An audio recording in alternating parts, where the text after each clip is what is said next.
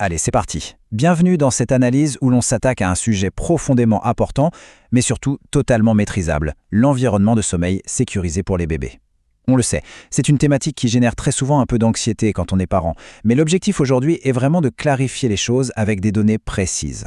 Il est temps de découvrir ensemble des informations essentielles qui transforment de simples petites recommandations de confort en de véritables mesures de sécurité vitale.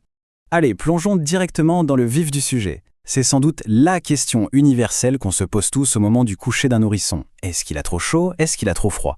Et franchement, cette inquiétude est hyper légitime. Mais ici, le but est de déplacer notre attention. On ne parle plus du simple confort de l'enfant, on parle vraiment de sa sécurité. Car oui, la température de la chambre, ce n'est pas qu'une petite question de bien-être, c'est un paramètre fondamental de santé publique. Voici donc notre plan de route. On va d'abord voir pourquoi c'est un enjeu de sécurité vitale, on parlera ensuite de la règle des 18 à 20 degrés, on décryptera l'indice TOG, on verra comment gérer l'hiver et l'été, et on finira par les erreurs à absolument éviter. Première étape de notre analyse, un enjeu de sécurité vitale. Donc, le point crucial ici, c'est cette conclusion médicale très claire établie par la Haute Autorité de Santé. La surchauffe de l'environnement de sommeil est un facteur de risque clairement documenté de la mort inattendue du nourrisson. Maintenir une bonne température n'a donc absolument rien à voir avec le fait de créer un petit cocon bien douillet. C'est en réalité une action directe, concrète et vitale de prévention. Mais alors, pourquoi une telle vulnérabilité ? Eh bien, la réponse est super simple. Un bébé n'est pas un adulte miniature. Avant l'âge de 3 mois, son petit système de régulation thermique est encore tout immature. En fait, il ne peut ni frictionner ni transpirer efficacement pour réguler sa température. Et cette fragilité, elle persiste jusqu'à l'âge de 18 à 24 mois. En plus, le métabolisme de base d'un nourrisson est bien plus élevé que le nôtre. Concrètement, ça veut dire qu'un bébé n'a absolument aucune raison d'être tenu plus au chaud qu'un adulte. C'est même exactement l'inverse. Ce qui nous amène logiquement à notre deuxième point, la fameuse règle des 18 à 20 degrés. Et ça illustre brillamment la fameuse règle d'or. 18 à 20 degrés Celsius. C'est la fourchette non négociable, celle qui est officiellement recommandée par Santé publique France. Ce repère s'applique aussi bien pour la sieste la journée que pour la nuit. C'est tout simplement la cible idéale pour permettre à l'organisme de l'enfant de fonctionner de manière optimale pendant qu'il dort. Après, il faut quand même garder à l'esprit les seuils de sécurité. La limite maximale absolue est de 22 degrés. Au-delà, attention, le risque de surchauffe grimpe en flèche.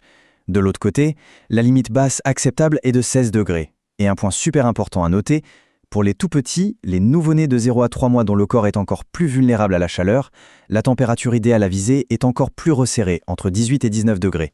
On passe à la pratique avec notre troisième partie, comprendre l'indice TOG.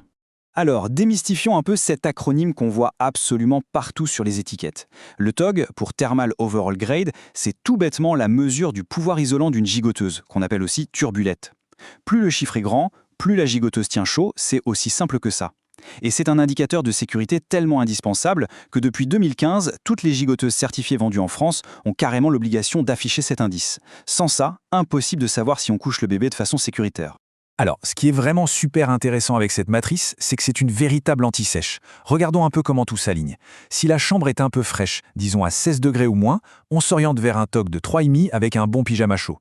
Pour notre zone idéale, entre 18 et 20 degrés, un TOG de 1 ou 2 avec un simple body et un pyjama léger fait parfaitement l'affaire. Et si le thermomètre grimpe et dépasse les 24 degrés, on oublie complètement la gigoteuse. Une couche ou un petit body très léger suffira largement. Plus besoin de jouer aux devinettes le soir. Cette matrice donne la solution. Allez, on attaque la quatrième partie, gérer l'hiver et l'été. Parce que oui, la théorie, c'est bien beau, mais quand la météo s'en mêle, les défis sont diamétralement opposés. En hiver, le chauffage central a tendance à assécher l'air. Les bonnes pratiques, c'est d'aérer la pièce au moins 10 minutes par jour. Et si jamais le taux d'humidité descend sous la barre des 40%, d'utiliser un humidificateur pour protéger les petites voies respiratoires de l'enfant. A l'inverse, en été, l'objectif de survie, c'est de bloquer la chaleur. On ferme les volets la journée et on ne ventile la pièce que la nuit, quand l'air redevient enfin un peu plus frais. Une question qui revient d'ailleurs tout le temps concerne les équipements de refroidissement pendant les fameuses canicules. Rassurez-vous, les ventilateurs de plafond sont parfaitement sûrs tant que le flux d'air est indirect et ne souffle pas directement sur le bébé. Pareil pour la climatisation, elle est non seulement autorisée mais même recommandée lors des grosses chaleurs pour justement éviter cette redoutée surchauffe. Il faut juste veiller à maintenir la pièce au-dessus de 18 degrés et évidemment ne jamais diriger l'air glacé vers le lit. Et on arrive déjà à notre cinquième et dernière partie, les erreurs à éviter. L'une des plus grosses erreurs qu'on a tous tendance à faire, c'est de toucher les petites mains ou les petits pieds du bébé pour évaluer sa température. C'est super trompeur. Il est tout à fait normal que ses extrémités soient un peu froides. Le vrai test physique fiable, c'est le toucher de la nuque ou du torse. Si la nuque est tiède et sèche, jackpot, tout est parfait. Mais si elle est chaude et moite, alerte rouge. Il y a surchauffe et il faut agir tout de suite en le découvrant. Passons à la suite pour voir comment tout ça s'articule avec d'autres petites erreurs classiques. D'abord, se fier à notre propre perception d'adulte pour habiller bébé, c'est fondamentalement faussé, on l'a vu. Ensuite, attention au placement du thermomètre dans la chambre.